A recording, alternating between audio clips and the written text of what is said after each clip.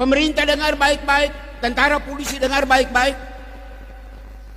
Gereja tidak berpolitik karena bukan wilayahnya. Masalah rasisme. Rasisme yang menjadi kausa prima sejumlah peristiwa kekerasan di Papua,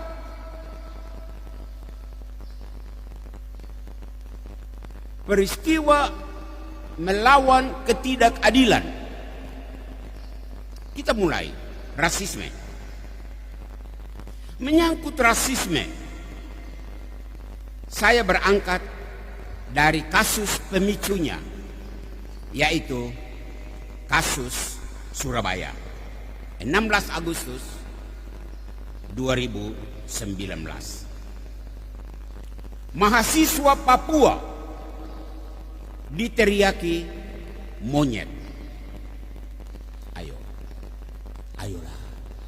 Coba dengan kepala dingin dan akal sehat, saudara coba renungkan.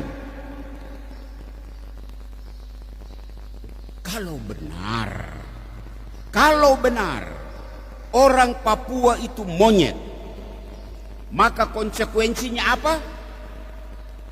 Sangat dahsyat. Di sini saya mengikuti semua yang ada di Facebook dan saya mencatat isi Facebook dari seorang anak Papua.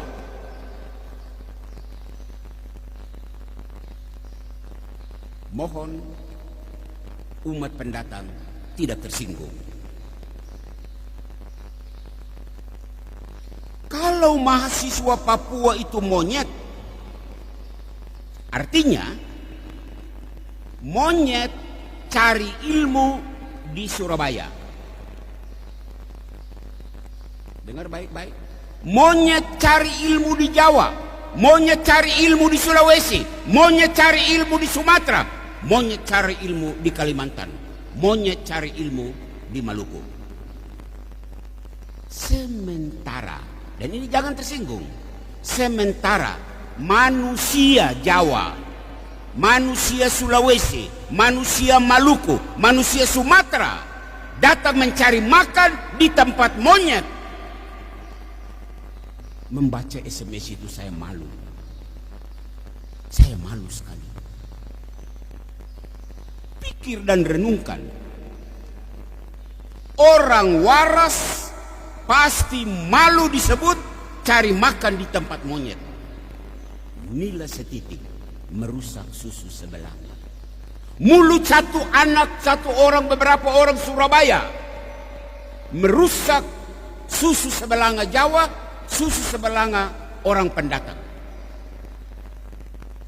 Lebih malu yang mana?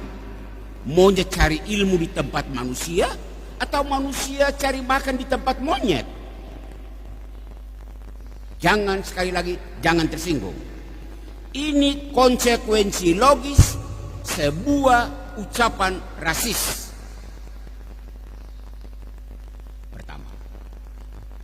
Yang kedua, saya ingin menyapa bagian pemerintahan.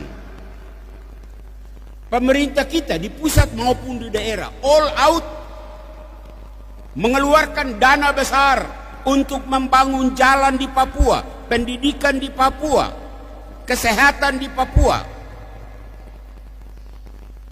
Berkaitan dengan ucapan rasisme tadi, pertanyaan yang mengganggu nalar, bangun jalan untuk monyet-monyet, bangun kesehatan untuk monyet, bangun pendidikan untuk monyet-monyet. Kalau benar teriakan rasis orang Surabaya itu, apa pemerintah masih waras mengeluarkan dana begini besar untuk monyet-monyet? Pemerintah yang waras akan menjawab, teriakan itu tidak benar. Oke, tidak benar, lalu kau buat apa? Buat apa?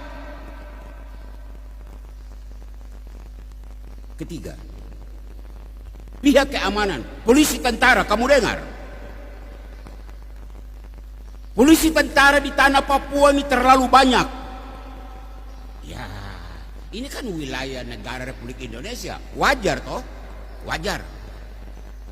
Tetapi Anda hadir di tanah ini dengan segala perlengkapan keamanan yang hebat-hebat. Saya Pastor Amandus hanya mau bertanya, seluruh perlengkapan hebat-hebat itu untuk jaga monyet-monyet? Jangan tersinggung, polisi dan tentara. Polisi dan tentara yang masih waras akan menjawab, tidak, kami tidak menjaga monyet, kami menjaga manusia.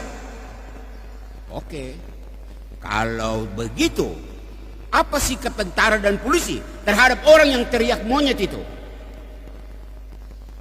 Malulah Anda kalau orang Papua itu monyet. Baru Anda dengan segala perlengkapan keamanan yang wah, kamu menjaga monyet. Malu kan? Keempat, kelompok keempat, pihak agama. Saya tidak mau menyebut orang Islam, saya tidak mau menyebut orang Protestan. Saya hanya membatasi diri pada gereja Katolik.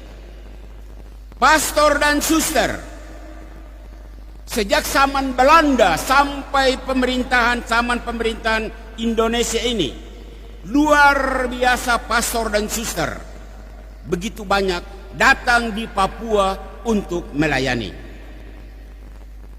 Anda mengabdikan seluruh hidupmu dari masa muda sampai Anda menjadi tua di tanah Papua ini.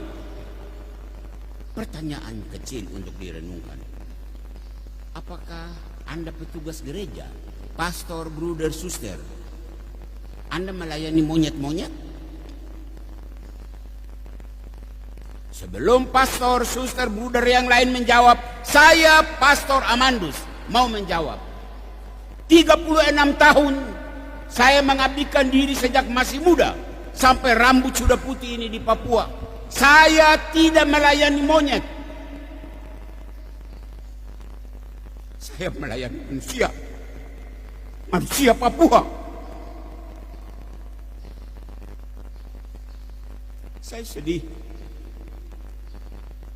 kalau disebut orang Papua monyet. 36 tahun saya tidak melayani monyet-monyet.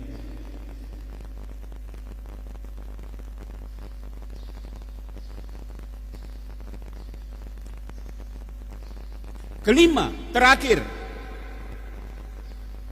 anak cucu guru-guru perintis. Kamu pasang telinga dengar baik-baik. Kamu pernah mendengar cerita dari kamu punya orang tua, kamu punya tete nenek, pertama kali datang di Papua tahun 20-an, tahun 30-an.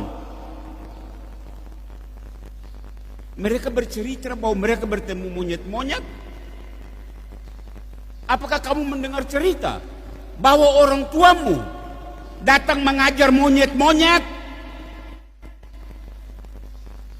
Tidak, bukan? Kalau tidak, anak cucu perintis, jangan diam. Buat sesuatu dong untuk saudara-saudaramu orang Papua. Di sini gereja Katolik yang masih waras, gereja harus membantah. Masa gereja bekerja keras hanya untuk melayani monyet-monyet? Saudaraku yang terkasih, Bapak, Ibu, dan anak-anak, kalau semua pihak tidak setuju dengan labelisasi monyet untuk orang Papua, lalu mengapa selama ini kita diam? Mengapa? Bagi orang Kristiani, Katolik maupun Protestan, hari ini Yesus bersabda di dalam Injil, apa yang dibisikkan ke telingamu, beritakanlah itu dari atas atap rumahmu. Matius 10:27b. Syukur. Pastor